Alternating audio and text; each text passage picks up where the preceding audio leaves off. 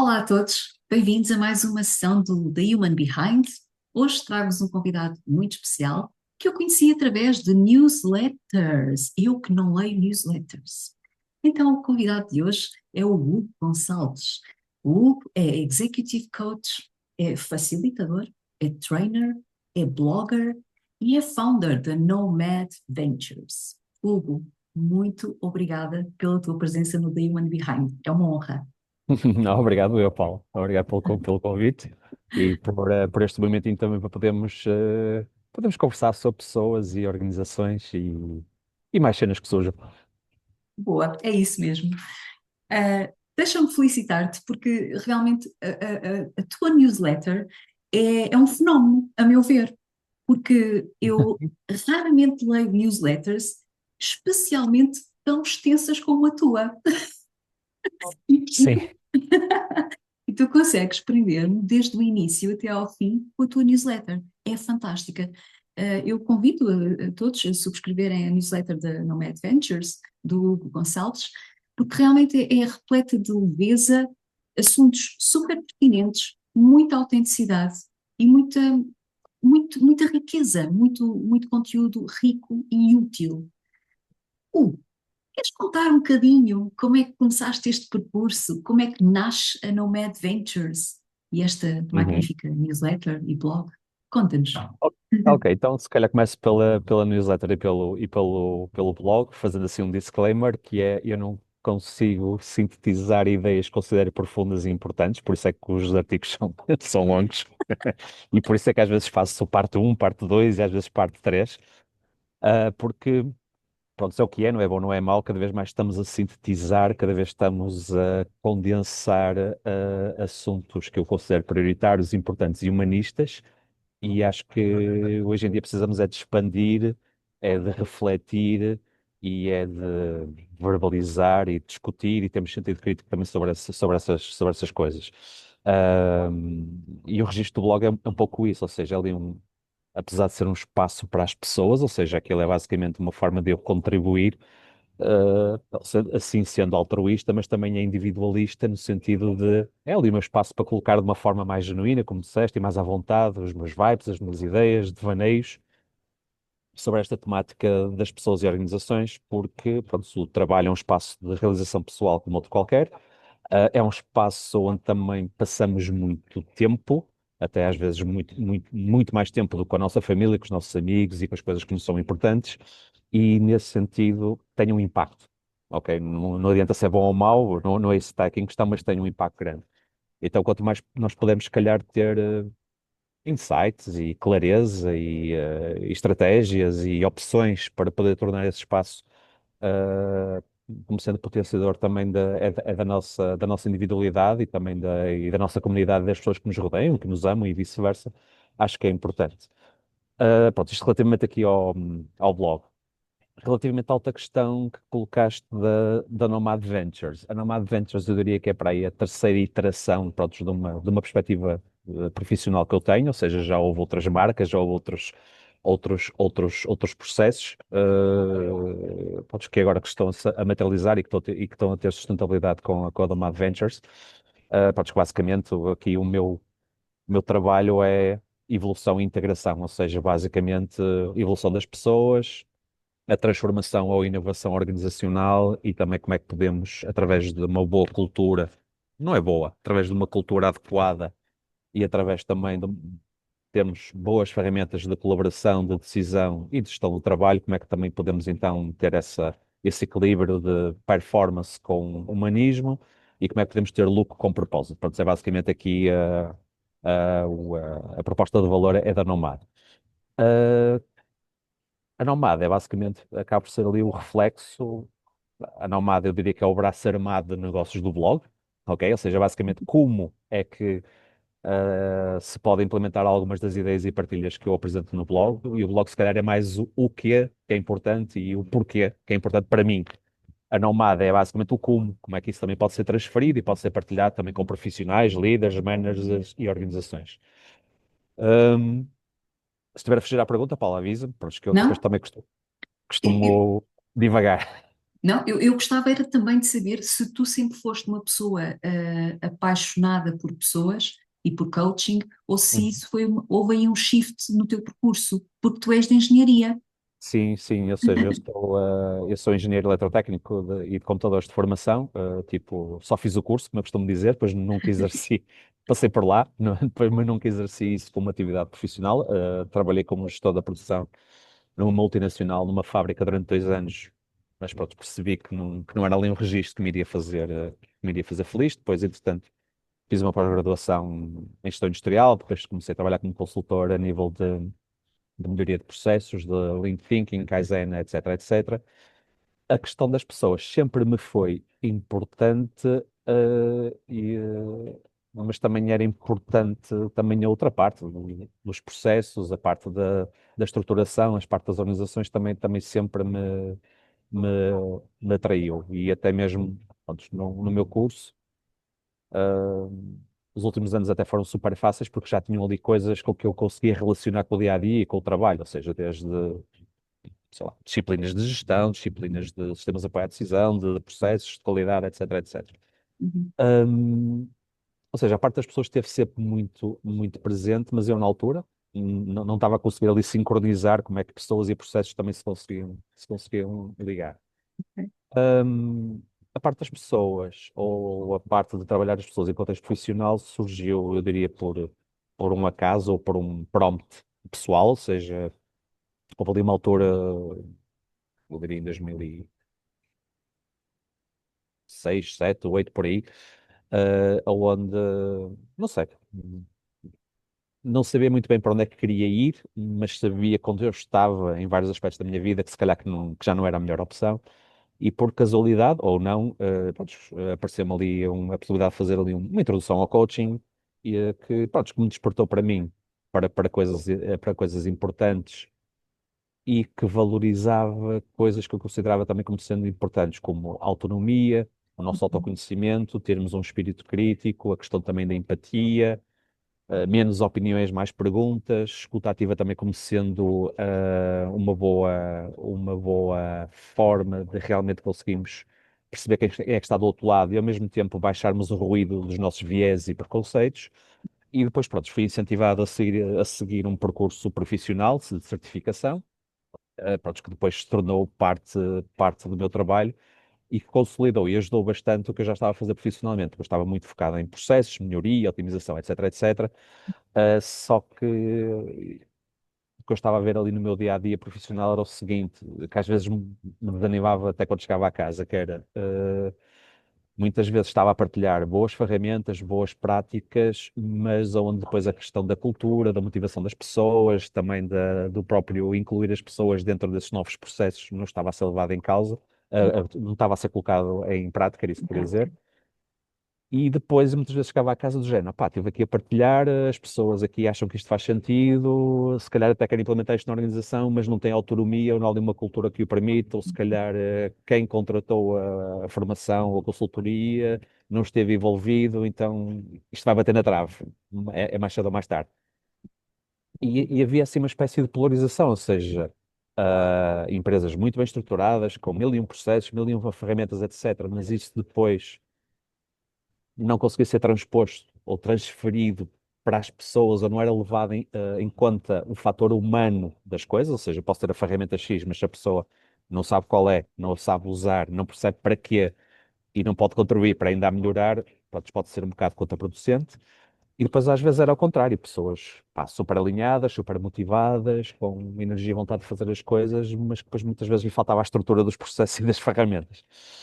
Então aí começou a aparecer-me como sendo interessante a integração, ou seja, tendo eu um percurso de processo e de engenharia, de ver as coisas de uma forma sistemática, e também o coaching aparecendo já também como algo que poderia ajudar a perceber melhor também o contexto humanista das coisas e das pessoas em contexto organizacional.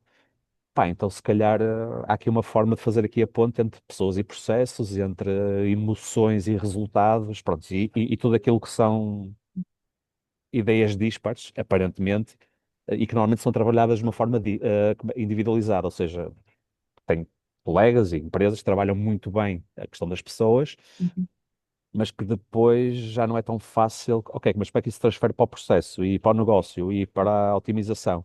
E às vezes ao contrário, empresas que trabalham muito bem a questão dos processos, mas depois que não levam em conta ou que não têm uma sensibilidade para enquadrar ou sincronizarem isso com as pessoas. Então foi nessa terra de ninguém que eu, que eu me escolhi posicionar como profissional, porque acho também interessante. Eu acredito muito, até mesmo por questões pessoais, em coisas como o caminho do meio.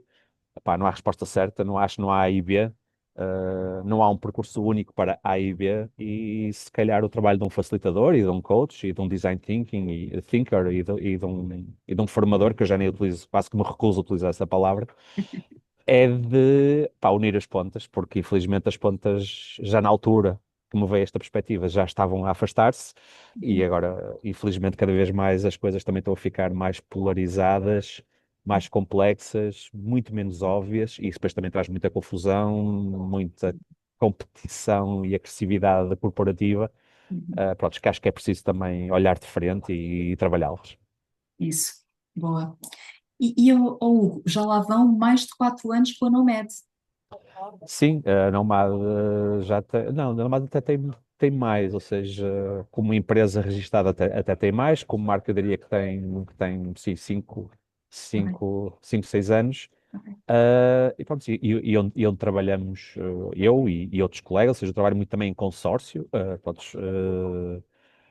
para projetos maiores, não tenho nenhum problema. Pá, se há aqui uma temática que alguém ainda faz melhor do que eu, para força, e, e assim também permite robustecer também as propostas também que apresentamos, quer empresas com dimensão grande, multinacional, Uhum, quer uhum, para organizações ou para indivíduos pronto, que têm algo mais acolhedor, vamos dizer uhum. assim, como registro profissional.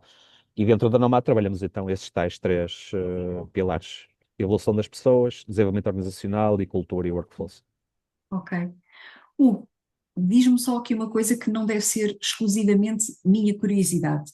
Uhum. Quando eu comecei a ler as tuas newsletters, Nomad, remeteu-me logo para nómadas. Tem Uhum. alguma coisa a ver? Conta-nos aqui. Porquê Uh, Nomad?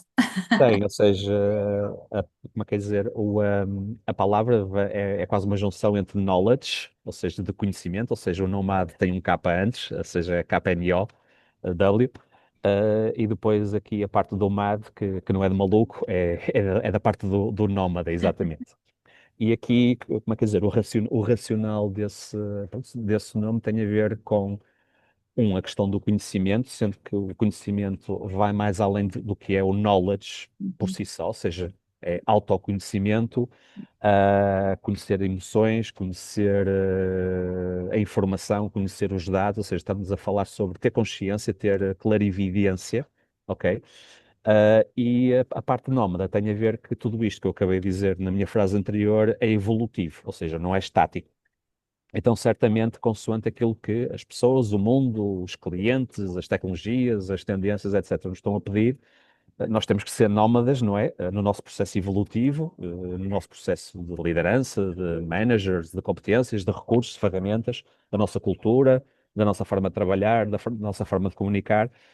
Temos que ser metaforicamente nómadas, ou seja, irmos saltando de terreno para terreno, consoante aquilo que o mundo nos está a pedir, que era o que os nómadas faziam. Pá. No verão iam para o sítio X porque era lá que tinham as determinadas condições e no inverno iam para o sítio Y porque era lá que tinham determinadas condições. A ideia é como é que nós conseguimos perceber o que é que está a acontecer no mundo para podermos escolher para onde é que temos que ir. Então, daí a junção entre knowledge e nómada que deu o Nomad. muito bom. Ah, olha, Hugo, há aqui muito tema para conversar contigo. Eu gostava de começar aqui talvez, olha, nem sei, são tantos pontos e tão bons, mas gostava de dar aqui um ênfase especial ao design thinking. Design Uhum. thinking, é assim, não é? Exatamente. Gostas de explicar um pouco para quem não sabe concretamente o que é, como é que funciona, Uhum. quais, quais são os benefícios para as organizações, Uhum. se é que é aplicado a organizações ou mesmo a pessoas, portanto, individualmente. Queres falar um pouco aqui sobre design thinking? Sim, claro que sim. Pronto, também é uma das minhas paixões, porque também permite-me colocar no papel comecei há alguns anos a descobrir que é o papel de facilitador, que também acho que é um papel que é fundamental e que até pode ser um papel corporativo dentro das organizações. Também surgiu assim por casualidade, assim, pá, queria conhecer coisas novas, deixa eu ver o que há, pronto, apareceu um anúncio, uma newsletter a promover um curso de Design Thinking e pronto, que também se tornou bastante relevante e que consolidou e que deu-se cá ali, criou ali uma vertente mais orgânica dentro daquilo que podem ser os processos. Pronto, o design thinking é basicamente um conjunto de de fases e de metodologias, pronto, que vem do design, ou seja, e o design não é apenas estético, ou seja, é funcional, ou seja, a form fits function, ou seja, como é que nós conseguimos criar coisas que possam ser o mais fáceis possíveis de utilizar, isso vai desde a ergonomia, o design, etc, etc. Mas basicamente o design thinking, aplicado às organizações e aplicado à inovação, é nós utilizarmos, como é que podemos utilizar alguns conceitos-chave, customer-centric, ou seja, criar produtos e serviços, não por aquilo que eu acho que pode ser inovador, que às vezes também acontece, ou seja, há coisas que foram criadas que as pessoas não sabiam que queriam, mas aqui a ideia é criarmos coisas que as pessoas realmente necessitem, através da empatia, ou seja, perceber quais é que são os jobs to be done, é que são as necessidades, o que é que a pessoa precisa e gostaria de atingir e receber determinado produto, através da observação e da percepção de quais é que são os pains and gains associados a essa temática, ou seja, se eu quero uma app para ter uma acessibilidade para qualquer coisa, ok, muito bem, mas o que é que a pessoa precisa daquela coisa? Que impacto é que aquela coisa tem no dia a dia? É só no dia a dia profissional, mas é pessoal? Qual é o contexto que envolve isso? O que é que acontece se ela conseguir obter essa coisa? O que é que acontece se ela continuar a não conseguir? Pronto, isso são perguntas de empatia. E a partir daí, utilizarmos metodologias de criatividade e de geração e de ideias e de ideação para podermos perceber quais é que são os requisitos, as features ou os pontos-chave ou a proposta de valor-chave que um produto ou um serviço também deve ter. Utilizar esse aí da prototipagem para poder validar no mundo real, porque as ideias na nossa cabeça são todas boas, mas depois no dia a dia é importante que sejam testadas, mas testadas não por nós, testadas por quem no futuro poderá também utilizar. E então, a partir daí, passar por aquilo que será uma fase normal de desenvolvimento de produto e depois de marketing e de vendas, etc, etc.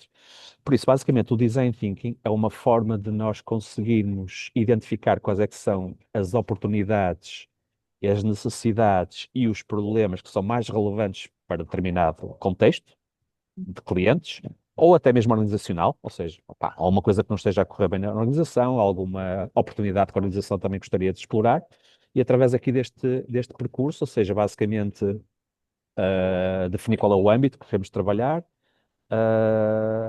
exercer esse exercício de empatia, de perceber quem é que são os personas, os possíveis clientes e qual é que é o seu contexto, recolher insights sobre aquilo que é importante entregar e que tipo de problemas ou de oportunidades potenciar, e a partir daí utilizar processos criativos e depois prototipar para termos a certeza que ele pode ir para o mundo real, porque um protótipo é basicamente a validação de que uma ideia consegue ser materializada no mundo real.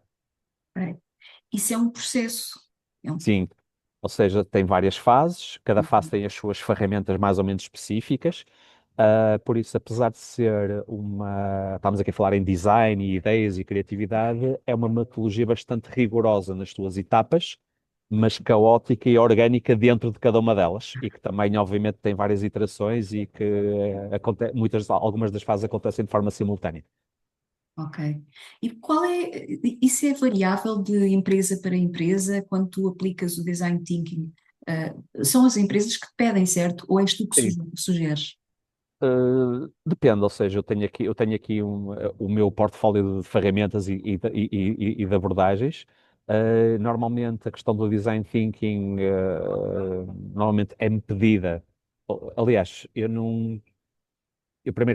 primeiro utilizo o design thinking para tentar perceber quais é que são as reais necessidades também do cliente, porque o cliente às vezes diz que precisa de uma formação para XPTO ou precisa de uma iniciativa do tema A, mas depois explorando através de perguntas percebe-se se calhar que a questão é por outro lado. Mas o design thinking é para suportar, por exemplo, processos de inovação, porque a inovação muitas vezes é só desenvolvimento de produto, mas há um conjunto de ecossistemas associados que muitas vezes os profissionais que não levam em conta. como também poder melhor desenvolver produtos e serviços, não apenas com o Agile, mas também trazendo a parte desta empatia, do human-centric, para a definição de conceito, de fazer um voice of the customer também de uma forma correta, etc, etc. Para resolução ou resolução de problemas ou potenciação de oportunidades dentro da organização, Uhum. nós queremos aqui melhorar a organização numa determinada situação, e queremos refletir em conjunto. O design thinking é também um bom processo criativo e inovador, não para produtos e serviços para fora, mas sim para trabalharmos melhor cá dentro, digamos assim. Por isso, tudo o que sejam problemas ou oportunidades, é algo, ou do design thinking pode ser perfeitamente ser aplicado. Ok. E tu falaste aí em dois pontos que eu gostava também só de tocar, que é o Agile. Uhum. Há muitas pessoas que nas suas empresas nem sequer sabem o que é o Agile. Queres só Uhum. dar aqui um lamirete? Do que é que se trata o Agile? É uma metodologia ágil?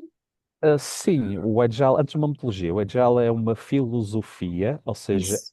que também às vezes, muitas vezes, é essa confusão que é feita. E atenção, já que um disse também, eu não sou especialista em Agile e eu utilizo as filosofias, as abordagens e os conceitos do Agile para poder, como é que é dizer, transferir, porque o Agile está quase sempre associado à IT, a desenvolvimento Isso. de software, mas desenvolvimento de software é uma tarefa, é uma atividade, por isso pode ser facilmente transferível e plasmado para qualquer tipo de atividade ou de, ou de processos. Mas basicamente o Agile é uma filosofia onde o que é que se pretende? O tal customer focus, ou seja, tentar identificar exatamente o impacto que qualquer produto ou serviço poderá aportar ao cliente.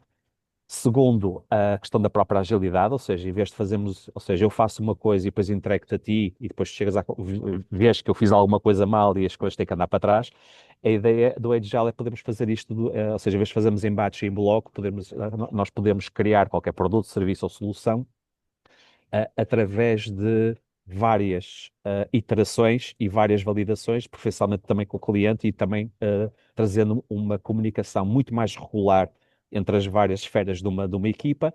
E a partir daí, lá está, estamos a conseguir acompanhar o que é que está a acontecer, ou seja, não é só no fim, quando fazemos ali um checkpoint, que estamos ali a contar mortes e correu mal, e depois temos que voltar para trás. Não, estamos a trabalhar no gerúndio, estamos a ir vendo e estamos a ir fazendo em conjunto. Isso.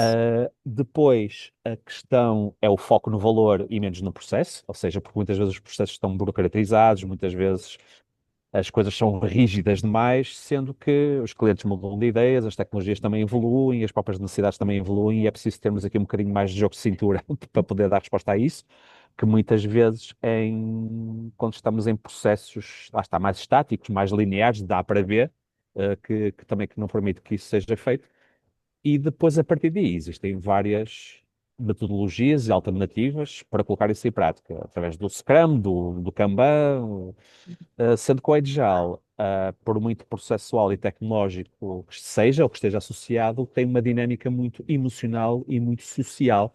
Essa sim que muitas vezes é que não é trabalhada e faz cair um bocadinho por terra os possíveis benefícios também que poderiam trazer.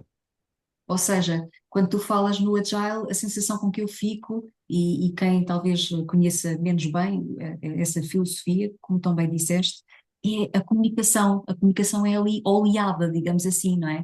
Sim, é oleada, é distribuída, são definidas também, ou são potenciados graus de autonomia e graus de validação. Isso.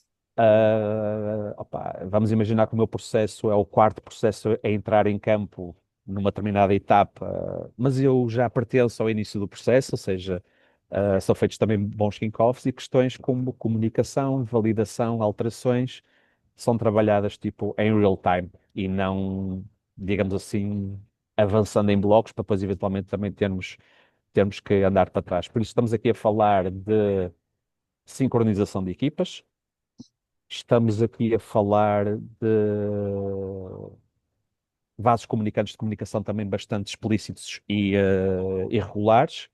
Estamos aqui a falar também de metodologias coletivas e colaborativas de decisão. E estamos também aqui a falar da utilização de ferramentas de distribuição, organização e validação de trabalho. Uhum.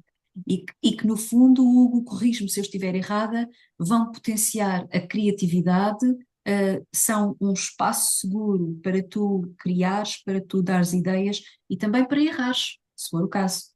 Sim, sim, ou seja, como estamos aqui a falar na iteração, ou seja, que é basicamente o conseguimos de forma ágil Uhum, podermos basicamente construir, testar, aprender, portanto, que é basicamente também o que chama-se o Lean Startup, digamos assim.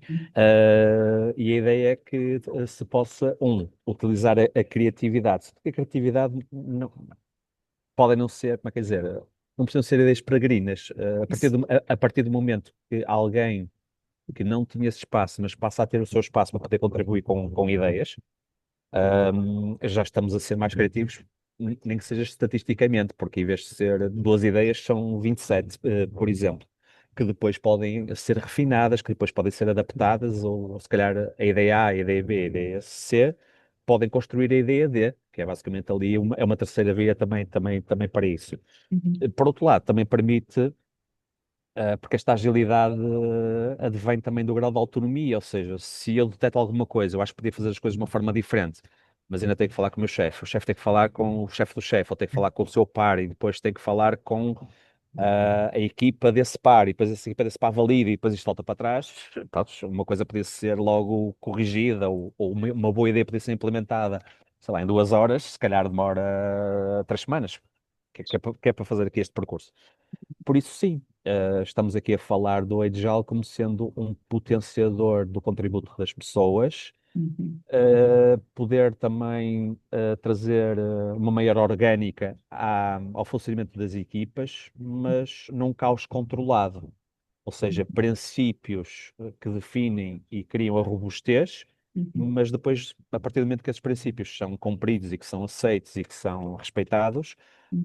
depois existe toda uma dinâmica, digamos assim, que pode existir, que cria então a tal agilidade, que é de onde vem a palavra. Boa. E tu falaste também em human-centric, que é uma Uhum, expressão com a qual eu me identifico muito, ou seja, o uhum, foco é sempre nas pessoas e no seu bem-estar e na sua felicidade. Fala-se tanto de felicidade, não é, no trabalho, mas esta uhum, felicidade não tem que ser, ou não é nós estarmos sempre a sorrir e a festejar e a dar os parabéns uns aos outros, nada disso. exato. Fala-se em bem-estar, não é? Fala-se em realização, fala-se em tu te sentires em casa, Uhum, não é? sim. E no fundo, se tu te sentes assim, também vais proporcionar aos teus colegas e às tuas equipas esse sentimento confortável de estar em casa e de te sentir bem com aquilo que estás a fazer, não é? É um Exato. foco. Uhum. Eu até penso que penso, não tenho certeza, até que já escrevi no blog um bocadinho sobre isso. Pronto, eu tenho mixed feelings com a palavra felicidade em contexto organizacional. Pronto, Exato. a felicidade é um estado que não é permanente, ok? Por isso, segundo, nem toda a gente tem que estar feliz porque pode estar a passar por outras coisas dentro da sua vida que não Sim, permite, digamos assim. isso. E muitas vezes a felicidade, o happiness management, em alguns casos, é apresentado como normativo e não integrativo, o que também às vezes também pode ser contraproducente. Pronto, isto só aqui uma à parte, não é uma parte, é algo pronto, que acho que é importante partilhar. Ou seja, eu acredito que em vez da felicidade, amor, paz, leveza, estabilidade, compreensão, empatia, bondade, tolerância, manos, acho que são coisas mais perenes, digamos assim, porque a felicidade é mesmo um estado e que está dependente também de muitos picos e que muitas vezes também que está dependente de momentos transitórios e de momentos e de coisas que são exteriores a nós. Eu acho que se calhar é importante ver como é que podemos trazer essas coisas mais internas e criar também a sua robustez. Uhum. A partir desse momento, sim, é o que estás a dizer, pá, consigo estar mais curioso de perceber o ponto de vista do outro, se calhar consigo comunicar e articular e a sentir-me seguro em manifestar as minhas necessidades ou manifestar a minha discordância. Se calhar consigo falar mais sobre factos e evidências em vez de pessoalizar as coisas, porque com este meu colega aconteceu alguma coisa em 1974 e agora com este assunto já estou a trazer isto aqui ao de cima. Exato. Por isso, sim, alguns dos princípios do Agile foram, como é que dizer, foram construídos com base no coaching, no mentoring, no próprio design thinking, na inteligência emocional e em outras abordagens também pronto, de contribuição, de respeito e de potenciação também das pessoas. Por isso, o human-centric não é só apenas para fora, para os clientes e para os produtos e serviços, é também human-centric no sentido de que, lá está, pronto, o trabalho, ou seja, começamos a trabalhar para viver, ou para podermos viver, e se calhar agora temos que colocar o trabalho, ou temos que ter uma perspectiva do trabalho também de uma forma diferente, de realização, e o trabalho também, prontos, também pode ser ao contrário, também pode ser uma forma também de nos colocarmos perante alguns desequilíbrios pronto, que não nos são benéficos. Então, Exatamente. nesse sentido, esse equilíbrio acho que é importante tê-lo Uhum. e é preciso muita coerência e muita congruência, porque pronto, eu também conheço algumas pessoas e ótimos profissionais, por exemplo, que estão associados às iniciativas de happiness management, Uhum. mas depois os líderes das equipas não estão enquadrados com isso e depois têm comportamentos dissonantes, por exemplo. Depois, ou podem também muitas vezes não possuir as ferramentas para poder depois assumir esses papéis que são promovidos. Pá, e lá está. E é preciso isso também ser visto de uma forma estratégica e não muitas vezes paliativa ou lúdica, como em alguns casos. Atenção, também não quero ser injusto, como em alguns casos acontece. Sim, exatamente, sim. E vai sempre acontecer, não é? Porque Claro. enquanto não estiver interiorizado isso, ui, vai demorar tempo. Certo? Portanto, no fundo, aquilo que tu acabaste de dizer também é nós não vivemos para trabalhar. O trabalho faz parte, é uma das fatias da roda da vida que se divide nos amigos, na família, no lazer, enfim, no desenvolvimento pessoal. É uma fatia apenas. Sim, sim, ou seja, porque o trabalho se calhar começou por ser sobrevivência, não é? Ou seja, para termos meios que é para podermos viver. Depois começou, se calhar, a ser algo de status, não é? Ou seja, como é que eu me consigo posicionar de forma diferente socialmente, só que se calhar agora o trabalho tem outro Outro peso. papel. E outro papel, se calhar de autoatualização, se calhar de ferramenta de equilíbrio e de fulfillment, ou seja, de criação Realização. de realização de propósito. E estas novas, como é que é, estes novos papéis do trabalho, estão sincronizados com a forma como o trabalho existe neste momento, com a forma como as Uhum, organizações estão estruturadas neste momento e com a forma também como, se calhar, processos e até mesmo lideranças também estão desenhadas. uhum. E é o trabalho, pronto, que cria oscilações e cria disrupções, mas que, pronto, é como tudo. E eu não sei, provavelmente já te tens deparado com esta situação ou com a questão da inteligência artificial, que há uma previsão de que nós vamos ter cada vez mais processos automatizados. Tu trabalhas com processos e Uhum. provavelmente já te deparaste com isso. A automatização dos processos vai gerar com que a parte das funções também tenha que mudar, Certo? obrigatoriamente. Certo, isso não é necessariamente mau se nós, Isso. como seres humanos e como humanidade, soubermos utilizar isso. Ou seja, a partir do momento que, sei lá, agora estou a inventar, as máquinas fazem muita coisa, as máquinas podem começar a pagar segurança social, e isso pode permitir com que as pessoas também possam, tudo que seja pelo menos os mínimos, também ser assegurado, e depois cada pessoa, dentro daquilo que é estipulado para a sua vida, pode gerir a vida como quer. Pode continuar a trabalhar, pode ir para a praia, para o ar o ano todo, pode ler, pode viajar. Por isso, não vejo problema nenhum também com isso. Uhum. Onde é que eu vejo algum problema é expandir o âmbito da operacionalização e da automação para processos de decisão. E eu escrevi isso, acho que foi no último artigo, mas acho que é importante aqui, ou pode ser interessante aqui também partilhar contigo. Eu outro dia recebi um e-mail do género, pois, cada vez mais estamos absorvidos pelo mundo, bababá, bababá, uixas saquetas, e é importante nós também podermos ter formas de podermos decidir o que é melhor para a nossa vida. Então aqui a nossa proposta da empresa XPTO é a criação de um conselheiro pessoal de AI, de inteligência artificial, que será alguém que te vai compreender, que te vai escutar, etc, etc. Pronto, e eu isso aí já terminantemente digo não, ou seja, não quero que sejam outras entidades não prescientes a poderem influenciar decisões da minha vida. Tirar-me trabalho, faz favor. por favor, como é que dizer, poder potenciar poder potenciar as minhas ideias e o meu conhecimento e através disso facilitar a construção de coisas. Espetacular, também. Entregar, digamos assim, a gestão da minha vida a algo que não seja orgânico, isso não, por isso tem a ver muito também como nós, como humanidade, podemos também utilizar isso. Ahm, Porque o trabalho é, de facto, algo para que está geneticamente, porque está impregnado em nós. Uhum, É algo também que nos realiza, porque também nós somos seres de objetivos, de alcançar metas diferentes, etc, etc. E todo este espírito crítico, toda esta criatividade, as próprias emoções foram desenvolvidas ao longo de milhares de anos, através de um conjunto de desafios que nos uhum, foram colocados como espécie. exatamente, exatamente. E a partir do momento que a papinha esteja toda feita, isso também poderá ter as suas implicações, não só ao nível do trabalho, mas também ao nível da nossa própria humanidade. Uhum, sem dúvida, concordo contigo. E acho que aí também, se me permites, e gostava que desse a tua opinião sobre isso, individualmente, se nós tivermos esse tempo para ficar de papo ao ar na praia, como estavas a dizer, e se tivermos muito mais tempo livre, porque a inteligência artificial faz muita coisa que nós fazíamos, é importante nós sabermos lidar com esse tempo livre, porque vamos ter tempo para olhar para nós, coisa Pois. que. Pois, e isso não vai ser bonito, às vezes. Exatamente. Pronto. Não, Por- eu acho que não fazer nada que faz parte daquilo que nós devíamos fazer, até de forma regular.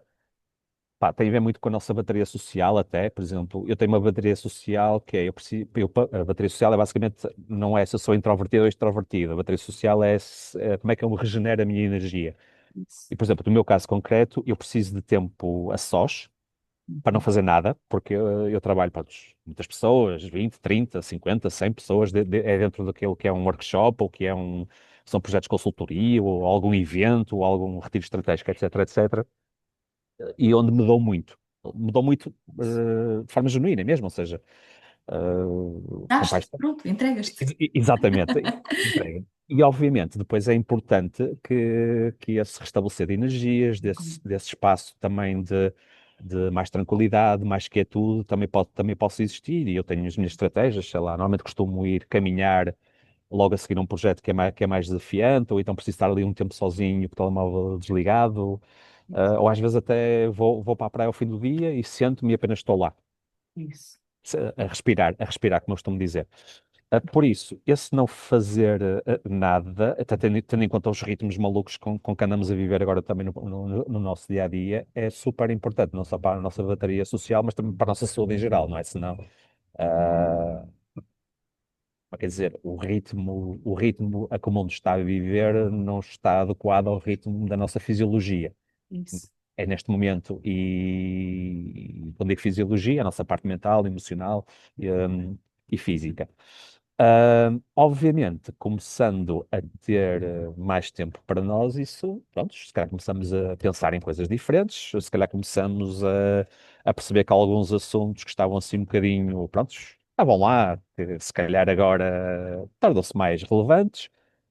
Se calhar descobrimos coisas sobre nós, se calhar confirmamos coisas sobre nós que gostamos e que eventualmente gostaríamos que fosse diferente. E se calhar, obviamente, é ali um ponto de partida para um melhor autoconhecimento, que depois, com esses insights, as pessoas fazem o que querem, que é, olha, mantenho-me como está, vou fazer alguma coisa sobre isso, ou aceito isto, ou eventualmente isto pode criar aqui algum tipo de disrupção. Por isso, se calhar, tendencialmente, poderemos tender para uma sociedade mais contemplativa. É, Sim. não é? Que já existiu há milhares de Eu, anos e que ainda existe, só que na altura as coisas eram mais pacatas e eram mais tranquilas e os desafios eram menores. exato. Agora, eventualmente, essa contemplação pode chocar um bocadinho com o ritmo que as coisas estão a andar e certamente vai haver aqui alguma polarização que já existe. Alguém que se calhar que vai continuar a adotar as tecnologias até o seu limite e alguém que se calhar que se vai afastar até o seu limite das tecnologias, por exemplo. Exato. Exato. Ah, mas vai dar-nos aqui uma sociedade diferente, penso eu, Diria que sim, inevitavelmente. diria que sim. Esperemos para melhor, esperemos nós. Sim. O, outra questão muito importante e na qual vocês também trabalham é a cultura das Uhum. empresas. A Uhum. cultura real. Há a cultura ideal e há a cultura real, não é? Uhum. Vo- Como é que vocês ajudam e qual é a importância da cultura, na tua perspectiva, para que uma empresa e para que as pessoas dessa empresa, porque a empresa são as pessoas, floresçam, para que tudo floresça, de dentro Uhum. para fora, desde as pessoas até ao cliente, porque a cultura da empresa transparece para o cliente. Eu sinto isso, É claro, concordas? claro. Portanto, Sim. Ahm, então, por partes. Pronto, a cultura organizacional é basicamente um relacionamento em grupo.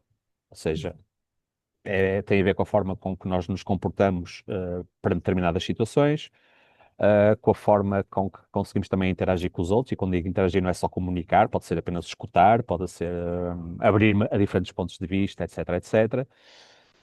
E pode ser também sobre a forma como conseguimos sincronizar drivers de motivação e também competências e recursos.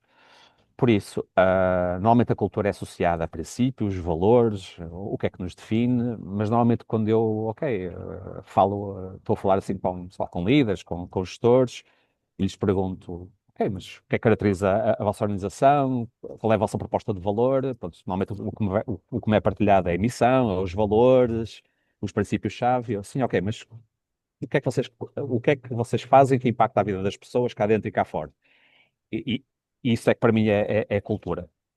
Então, eu vejo a cultura como sendo, Paulo, o seguinte: portanto, há uma cultura nuclear, que são basicamente, pá, os valores, que é basicamente, pá, quais é que são as características mais primordiais, não é? Ou seja, quem olha para nós, o que é que vê? Estamos como, pá, sei lá, estamos a falar com os amigos e consegues dizer, olha, esta pessoa tem estas características, o que a define, o que a caracteriza é isto, isto, isto, e isto. Portanto, a cultura nuclear é basicamente isso. É também uma boa noção de quais é que são os focos e prioridades comuns e é também uma correta identificação, comunicação e clareza sobre quais é que são os comportamentos que potenciam esses valores, esses princípios e quais são aqueles que minam e que eventualmente prejudicam também esses princípios. Depois há uma cultura que eu diria que é uma cultura emocional, essa aqui um bocado mais prática, que tem a ver com coisas também que são muito importantes hoje em dia. Pá, como é que nós aprendemos em conjunto? Como é que partilhamos sucessos e insucessos? Como é que eu sei o que é que o outro está a fazer? Ou seja, no sentido, porque muitas vezes eu digo, pá, este meu colega é um taralhoco, porque devia ter entregue isto, devia ter feito assim, mas eu não sei a função dele, eu não sei qual é o contexto que rodeia a função dele. E depois muitas vezes acontece muito isso nos workshops, que é as equipas multidisciplinares começam a descobrir e começam a ter uma muito maior compreensão uns com os outros, porque percebem, ok, pronto, eu pensava que tu eras taralhoco, mas não, tu é que tens aqui uma restrição neste processo, ou aqui este fluxo de informação tem que ir 4 níveis acima e eu nunca imaginei, pensava que era tu que decidirias. E essa compreensão depois já permite que eu também me possa colocar no outro lado, que é, ok, olha, mas então, o que é que eu posso fazer que é para deste, do teu lado para que isto que não seja assim tão complicado. Ahm, Também tem a ver com a cultura emocional, também tem a ver com segurança psicológica, também que é um termo que está muito em voga e que eu, tal como a felicidade organizacional, também sou um bocado, tenho mixed feelings, porque eu acho que não é uma questão de segurança psicológica, é uma questão de segurança emocional. Ou seja, eu sinto-me seguro, eu sinto-me acolhido, eu sinto que posso expressar a minha opinião, eu sinto que posso discordar, eu sinto que a minha opinião é levada em conta. Por isso, apesar de parecer um processo psicológico e mental, é um processo emocional que depois, obviamente, se reflete em comportamentos, em atitudes, que essas sim já são mais racionais. Estás a ouvir? Estou Ok, perfeitamente. ok. Estou a ouvir e estou deleitada a ouvir-te. Continua. Tá bom. Pareceu-me haver aqui uma quebra de som, desculpa. Pronto, então temos aqui reconhecimento de sucessos e insucessos, a partilha também e a empatia pelo contexto um do outro, a questão também da segurança, da segurança psicológica e do sentido de pertença. Mas depois também temos uma cultura funcional, que é como é que decidimos, em conjunto e individualmente, como é que distribuímos trabalho, como é que reunimos, como é que fazemos follow-up, Como é que iniciamos os projetos? Como é que os fechamos? Como é que representamos as lições aprendidas? Pronto, tudo isso, muitas destas coisas que estou aqui a falar vêm do Agile e que também são síncronas a gestão de projetos e a design thinking, etc. Pronto, e tudo isto são cerimónias e artefactos, estou utilizando aqui a terminologia do Agile, que são fundamentais não para serem feitos porque sim, não é? Tipo, para ser um check, mas porque permitem espaços de comunicação, de decisão e de troca de ideias que têm que ser deliberados e têm que ser formais, pá, senão a roda do hamster da organização depois leva tudo e todos à frente. Por isso, para mim, cultura é isto. É eu ter um propósito e ter um farol, perceber a nível das relações o que é permitido e o que é potenciado e o que é que não faz parte da forma como nós também queremos comunicar ou seja, tem a ver com definir princípios e fronteiras, tem a ver também com a partilha e tem a ver com a criação de um ambiente estável e depois tem a ver com, sim, com a operacionalização destas coisas todas em ferramentas concretas que também possam potenciar a performance, como é óbvio, uma empresa também existe para fazer dinheiro e tudo bem, mas podemos fazer dinheiro sem ser à custa da saúde e do Sim, desgaste também das pessoas. exatamente. Que é completamente contraproducente. E tu falaste aí, portanto, no bem-estar, não é? E isso tem que passar obrigatoriamente pela liderança, não é? O Uhum, não há como. E deixa-me só fazer-te aqui uma sub-pergunta, que é, tu concordas que assim como a missão e os valores estão, às vezes, muitas vezes, escritos nos sites das empresas, a cultura também devia estar lá? Menos um resumo da cultura, uma noção escrita, ou para que todos aqueles que entram de novo, ou os novos colaboradores, uhum, além de sentirem, possam ter ali algo escrito, uhum. uma baseline, sei lá, uma guideline. Eu acho que ambas as abordagens são válidas. Complementam-se. Sim, ou seja, sim, complementam-se pelo seguinte. Eu acho que podemos estar a fazer um ótimo trabalho ao nível dessa apresentação daquilo que é a cultura para além da apresentação, porque as pessoas também, eu posso apresentar uma coisa, ou alguém pode apresentar uma coisa e eu não perceber, ou seja, estou a receber informação, mas não estou a receber o conceito ou o propósito.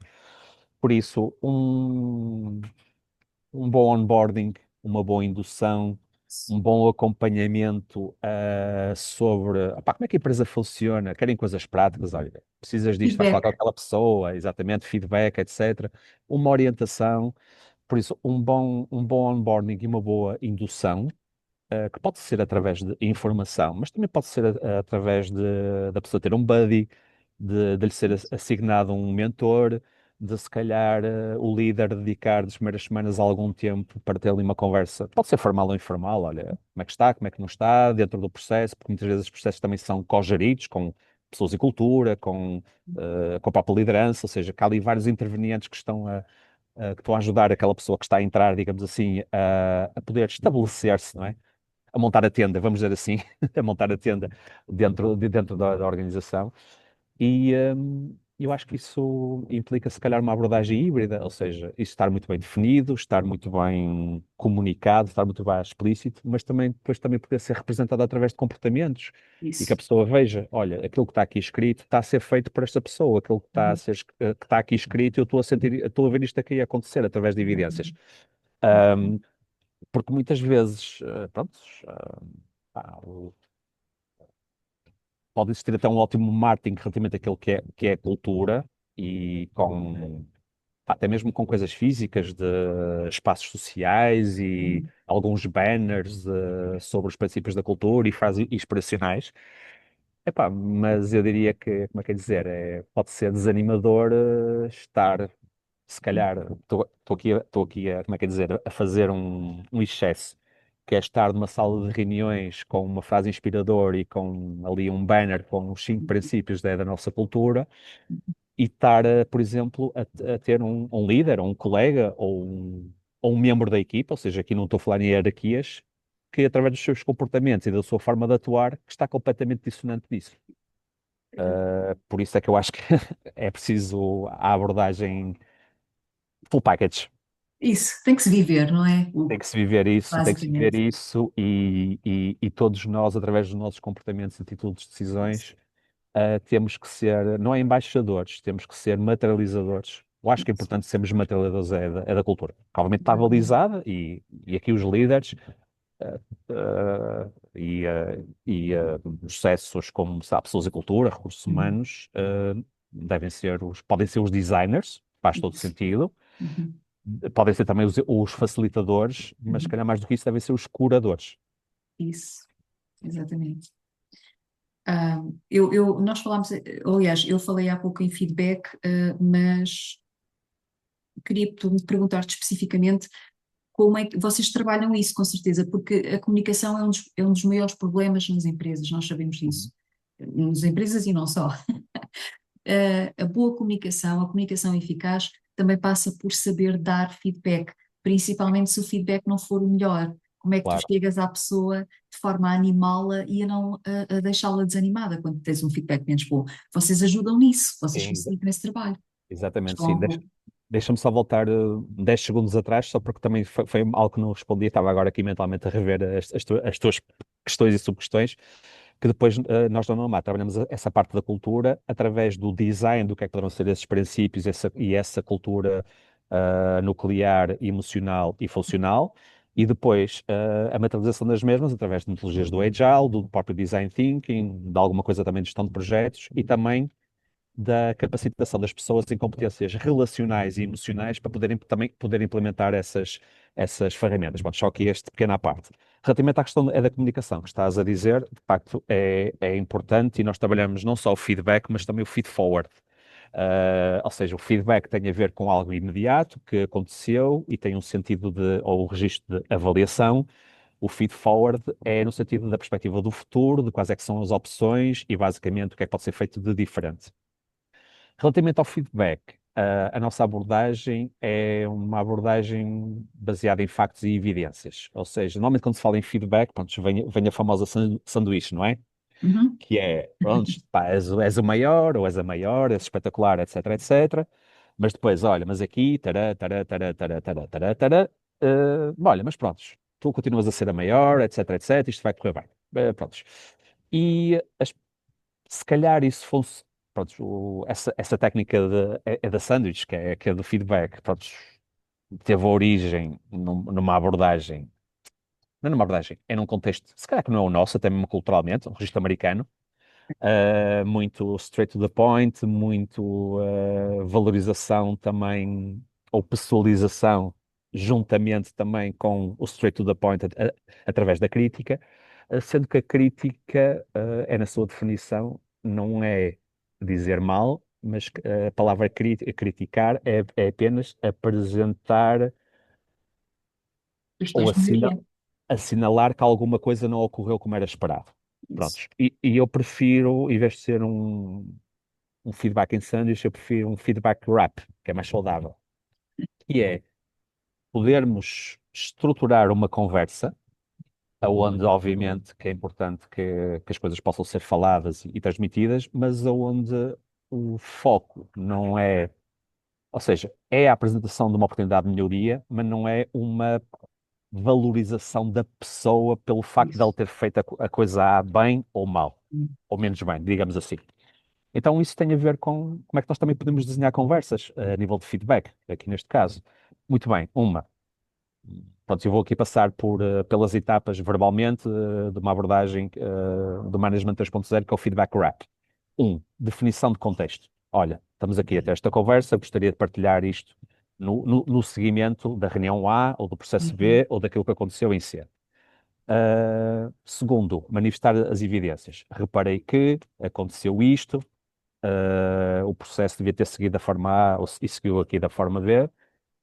E antes de dizer, pá, o que é que correu bem, o que é que correu mal, se calhar perguntar, olha, tua visão da história, o que é que achas que levou a isso? Conta-me do que é que aconteceu, o que é que fizeste, etc, etc. Se a resposta não for satisfatória, vamos dizer assim, então apresentar os impactos.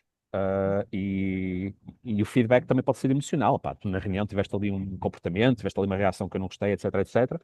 Então apresentar os impactos. Olha, o processo não ter seguido a forma como devia e impactou aqui, aqui, aqui, aqui, ou então ou aquele comportamento ou aquela interação que tivemos causou-me isto, isto e isto, ou eu uhum, senti-me assim, assim, assim. E depois fazer um pedido.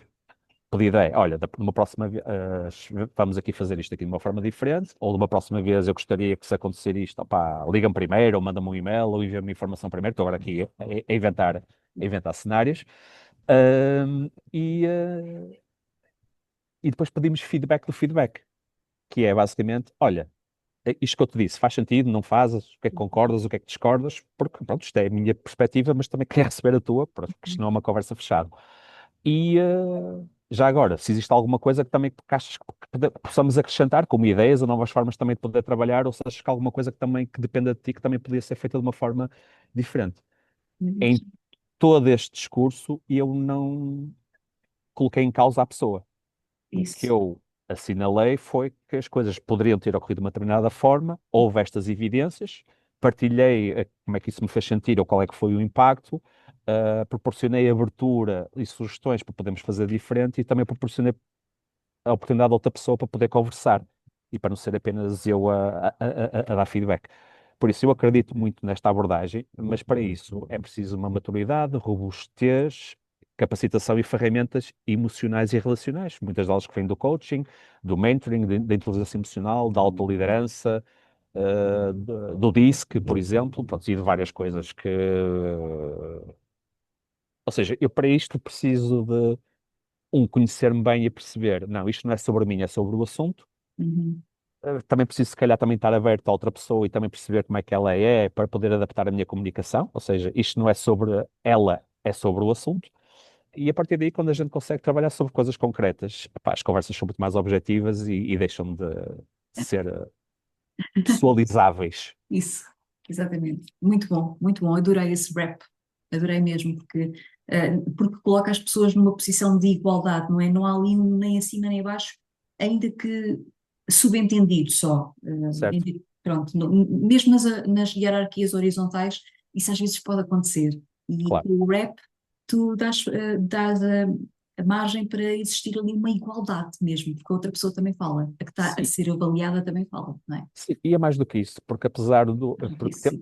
temos a ideia que o feedback é apenas unilateral. Isso. Mas o feedback é apenas não é apenas. O feedback, na minha visão, acho que pode ser um ótimo ponto de partida para uma conversa. Isso, boa. E eu só consigo ter um ótimo ponto de partida para uma conversa se estabelecemos ali interesses comuns e uma paridade para aquele Uhum. momento, mesmo que sejas a minha chefe ou seja o teu team Ótimo. member. Por isso, o Bom, feedback não é o fim. O feedback é o ponto de partida para algo, se calhar, ainda mais profundo, ainda mais importante. muito bom, muito bom. Estou a adorar, Hugo. Olha, e relacionado com isso, tu tens aqui três pontos que a Nomad faz, não é? Uhum. A liderança e capital humano, a Exatamente. inovação organizacional, Correto? e a cultura, que nós já falámos, e os workflows. Uhum. Eh, Portanto, diz-me, em termos práticos, eu não sei se vocês trabalham de forma igual com as empresas, suponho que não, que adequas consoante a Sim, sim. necessidade do cliente, não é? É tudo customizado, ou seja, É, não é? temos essas três abordagens, apesar de elas serem diferentes, pronto, uma questão linear das coisas, elas interlaçam-se muitas Interligam-se, vezes, claro, interligam-se, claro. e nos projetos pode haver uma dessas galáxias que falaste, como sendo o ponto de partida ou como sendo o foco, mas há sempre outras coisas a gravitar que vão também ser inseridas, porque lá está, as coisas também interligam-se. Todos os projetos são customizados, ou seja, a construção de uma proposta ou de uma iniciativa ou de um projeto ou de uma proposta de valor é sempre baseada no briefing, que é pá, para eu tentar perceber aquilo que é a real necessidade, porque lá está, as pessoas é que estão lá, as pessoas é que sabem quais é que são os problemas ou as oportunidades também que querem desenvolver, só que muitas vezes é importante haver alguém de fora a fazer algumas perguntas para que isso também se torne claro e para que depois eu também possa apresentar uma coisa que realmente ajude e que não seja aquilo que eu acho que funciona, porque acho que também, pá, se é a primeira vez que estou a falar com aquela pessoa, não vou ser eu logo a achar o que é que deve ser feito. Ahm, Dentro desses três pilares, ou galáxias, não sei se queres que explore rapidamente cada uma delas ou... Ah, sim, podes. Eu ia te perguntar, se calhar antes disso, Uhum, portanto, vocês, quando uma empresa vos aborda, uhum. precisam de uma reunião ou de, ou Sim. de, ou se calhar um dia ou dois de observação, não sei, na empresa Sim, para normalmente é um briefing ou uma visita, onde, pronto, lá está, através da escuta ativa e através de questões observação. eu tento explorar para a minha melhor compreensão Isso. e isso também ajuda a trazer uma maior clareza sobre aquilo que realmente também é necessário. E isto para quê? Para depois não haver expectativas Isso. dissonantes Óbvio. entre aquilo que a pessoa acha que era necessário, a pessoa, o cliente, ou os Isso. representantes do cliente, acha que é necessário e aquilo que eventualmente possa ser a forma como eu possa ajudar. E também serve logo para validar se eu posso ajudar ou não. Do género, se for assim uma coisa totalmente informativa e de sensibilização e de motivação. Por exemplo, eu gosto de trabalhar muito com grupos e Uhum. gosto de colocar as mãos na massa, neste caso em post-its, canvas, templates, etc. Por exemplo, como orador motivacional, eu acho que o meu contributo é reduzido porque estou lá a dar a minha perspectiva de forma verbal, sem poder apresentar como é que as pessoas podem e transferir, não é conhecimento, é transferir praticalidade àquelas coisas. E eu até normalmente aí até costumo indicar que se calhar que não sou a melhor pessoa, ou até posso fazer aqui um evento mais motivacional e de partilha de conhecimento, mas tem que haver sempre alguma coisa prática. Pronto, Uhum. aí tento sempre garantir isso. Uhum. E depois, com isso, crio as propostas customizadas, às vezes há observação, às vezes converso, há uma conversação também com algumas partes interessadas num possível projeto, ou iniciativa, ou workshop, porque muitas vezes, Paulo, o que acontece é que quem me solicita não é o verdadeiro cliente, vamos imaginar, é o responsável do departamento de operações Sim. que quer ter um workshop de design thinking para Ok. não sabe muito bem para quê, mas quem me contacta é alguém das pessoas de cultura ou da formação. E muitas vezes há ali um loss in translation. Então, muitas Pois. vezes, quando não estou muito bem esclarecido, eu peço para ter uma reunião com o verdadeiro cliente para tentar Uhum. perceber as verdadeiras necessidades, porque por todo o talento e compreensão e objetividade que, que esse intermediário interno dentro da empresa também possa ter. Opá, há sempre ali alguma coisa que é muito específica e mas que é super importante para poder construir e desenhar as coisas para proporcionar o melhor impacto. E isso, se tu me permites fazer a pergunta, para empresas que também possam assistir a este podcast, a este episódio, e ter essa curiosidade.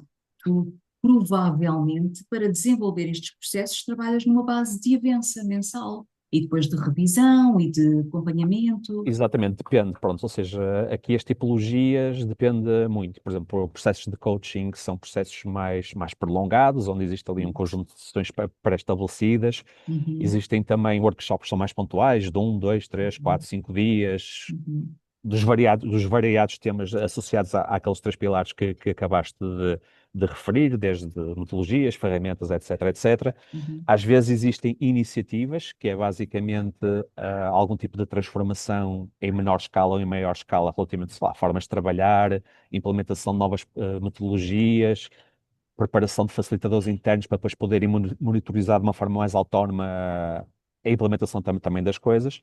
E depois temos projetos, ou seja, onde de forma regular, mensalmente, semanalmente, há 1 ou 2 dias de consultoria colaborativa, 1 ou 2 dias de follow-up. Por isso, a abordagem é mesmo muito variável. variável, sendo que há projetos prontos, mais sustentados, aonde que são mais a longo prazo e onde existe uma intervenção que já está definida de uma forma bastante regular, com os tais avanças ou com os tais dias de consultoria assignados durante meses. Uhum, Existem os workshops mais pontuais de 1 dia, 2 dias, 3 dias, e depois existem aquelas iniciativas também ao longo de algumas semanas, e uhum. os tais processos de coaching e de mentoring, que esses são mais individuais e não para equipas, sejam elas Isso. departamentais ou multidisciplinares. Uhum. Vocês, quando iniciam um projeto, é a própria Nomad que estabelece logo KPIs, ou fazem-o em conjunto com os clientes, consoante o ambiente, consoante o contexto Normalmente fazemos em conjunto com, com o com os cliente. clientes, primeiro porque há coisas que não conseguem ser tão tangíveis e definidas em KPIs e se calhar temos de ir para OKRs, que é Pois. basicamente o que é que queremos que seja diferente e depois como é que nós vamos ver isso acontecer. E por outro lado, também porque muita da nossa intervenção, pronto, estando associada aqui evolução das pessoas, inovação organizacional e cultura, pá, são coisas que às vezes estão muito no éter. Então Pois, aqui a ideia é tentar encontrar, se calhar, KPIs qualitativos, isso. que é o que é que vai estar diferente, comportamentos diferentes vão existir, ah, o que é que as pessoas vão sentir de diferente, o que é que no comportamento delas vai ser alterado, onde é que se vai perder menos tempo, onde é que vai haver menos desgastes, ou seja, porque em muitos casos pode ser mesmo muito difícil, para não dizer impossível, ter ali uma métrica. E muitas vezes não é preciso uma métrica, olha, é se calhar algo que acontece, pronto, por alguma sensibilidade e experiência, que é eu vou a um sítio para ter uma reunião e sinto. Pois, Tipo, pá, já fui a empresas, sei lá, desculpa aqui a expressão, a cair de podres a nível de instalações, mas onde está ali uma boa vibe, as pessoas falam de uma determinada forma, pronto, há ali uma energia. E uhum. já fui a sítios XPTO, com Open Office, Open Space, Open tudo, XPTOs, com bolas de Berlim, com guacamole, com o que quiseres, pronto. E E depois, pá, e assim um ar mais pesado, uma forma menos solta e menos orgânica de se trabalhar. uhum. As pessoas assim também se enquadram muito sisudo, por isso se calhar são essas coisas que eu tento explorar e tentar qualificar como sendo depois possíveis outputs. Exatamente. Antes de passar para a última pergunta, queria só, por curiosidade, se podes partilhar qual é o tipo de empresas que nos procura mais? É PMEs, grandes multinacionais, startups, online, presencial, tudo? Então, eu, eu diria que é um pouco de tudo, mas se calhar com maior relevância nas multinacionais, quer em Uhum, projetos aqui em Portugal, quer também em projetos uhum. fora, quer online, quer presencial.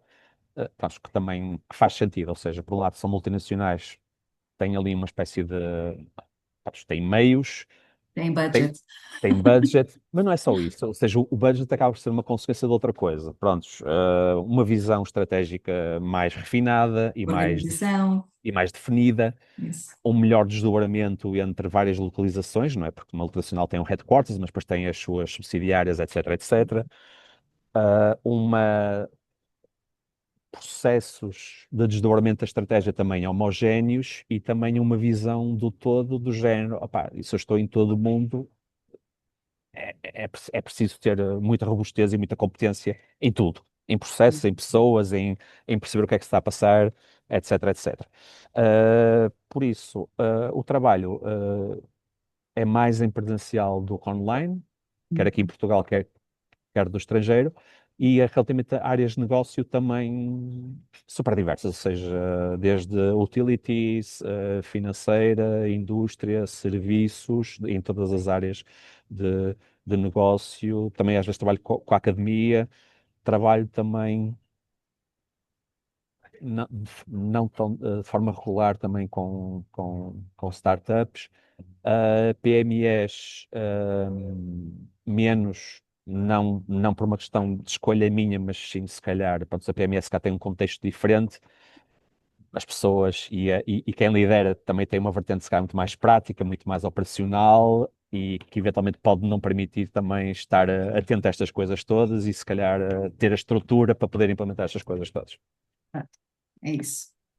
Mas tentamos que isso também mude, não é o, porque as Sim, PMEs, sim. como Não, não, porque há muitas PMEs e há muitas empresas que eu não conheço e que nunca ouvi falar, mas que faturam milhões e que são robustas isso, e que têm se calhar 10 ou 15 pessoas. Ou seja, é verdade. A PME, como é que é dizer? É um É vasto um- mundo, não é?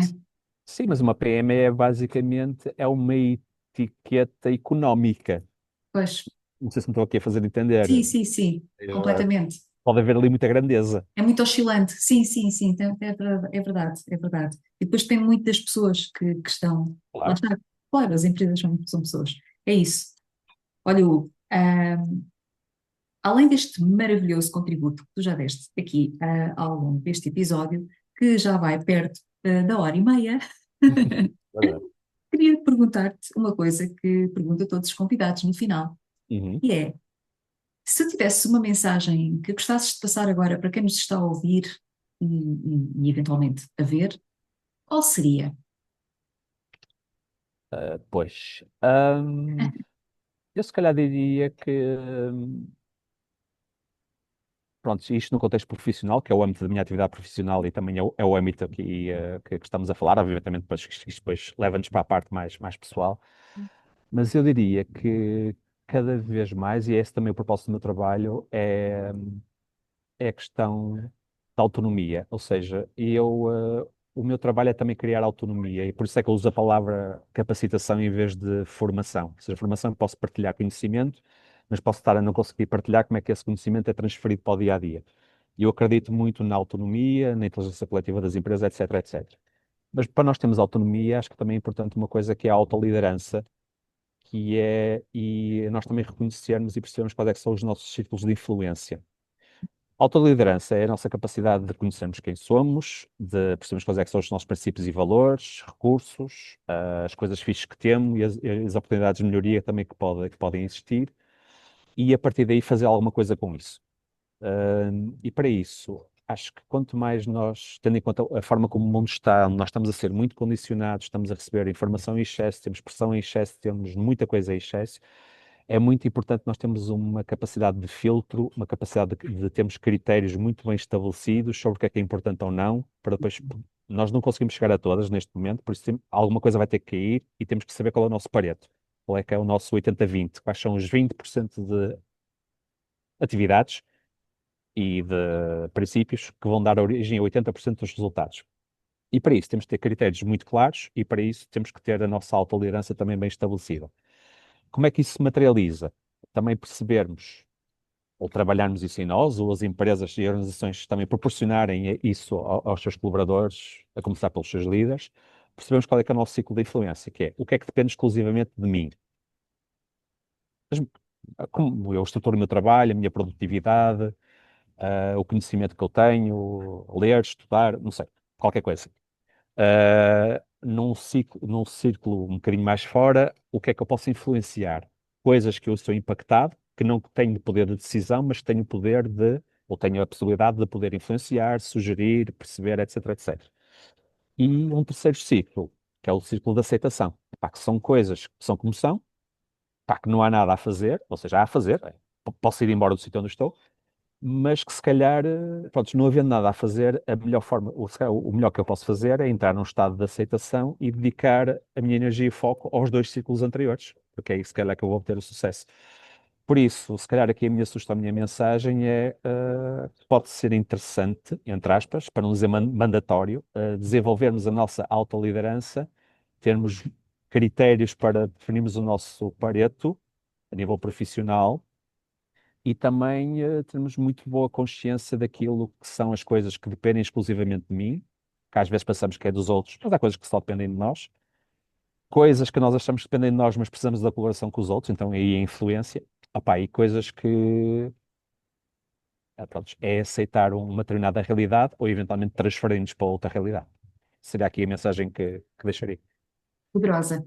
Espero que o pessoal ouça atentamente, com o coração, não só com a mente. Sim. Eu, eu acho que faz match em muitos de nós essa mensagem, porque a autoliderança, sem dúvida, é basilar, não só no trabalho, mas na nossa vida, não é, Hugo? Portanto, excelente, excelente mensagem. Olha, quero agradecer-te por este excelente momento, que nos proporcionaste aqui e mais uma vez pela honra que me deste de vir ao The Human Behind.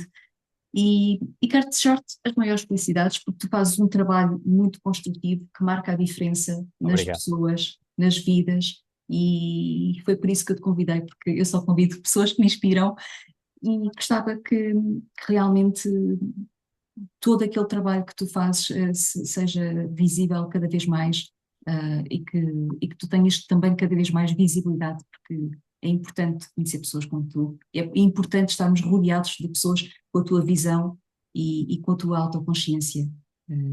e com a ação, com a atividade que fazes. Obrigada, Hugo. Muito obrigado, eu, Paula, porque pronto, basicamente foi quase como se fosse um artigo do blog, mas em versão falada, por isso. Isso, basicamente.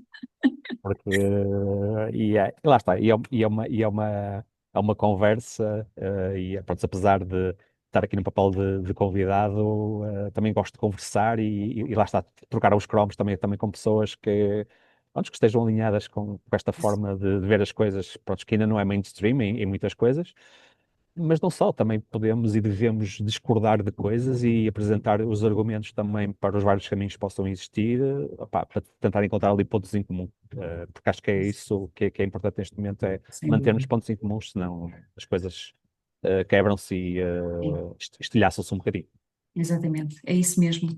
E olha, as maiores felicidades mais uma vez, e até uma próxima. E vamos vendo nas newsletters que tu Dá, envias. ok. Muito obrigado pelo convite e Os tudo bom contactos. também. E parabéns Obrigada. também pelo teu trabalho e também Obrigada. pelo blog e também por essa visão também daquilo que são as pessoas e as organizações, que de facto é necessária. Pronto, estamos aqui a ter períodos de transição, ah, as coisas estão-se a polarizar e é preciso pessoas que estejam no meio a segurar Sim, e a unir. exatamente. Isso mesmo. É isso. A criar pontes e não abismos. É É verdade, isso não é? mesmo. É isso. Malta, os contactos do Hugo vão ficar todos aqui em baixo no vídeo do YouTube. Contactem, sigam, subscrevam o newsletter e de certeza que vão gostar. E despeço-me de todos até o próximo episódio. Obrigada, Hugo. Tchau, tchau. Um bom Tchau, dia para tchau, ti. obrigado. Beijinhos. Um ótimo dia para ti também. Obrigada. Tchau, malta.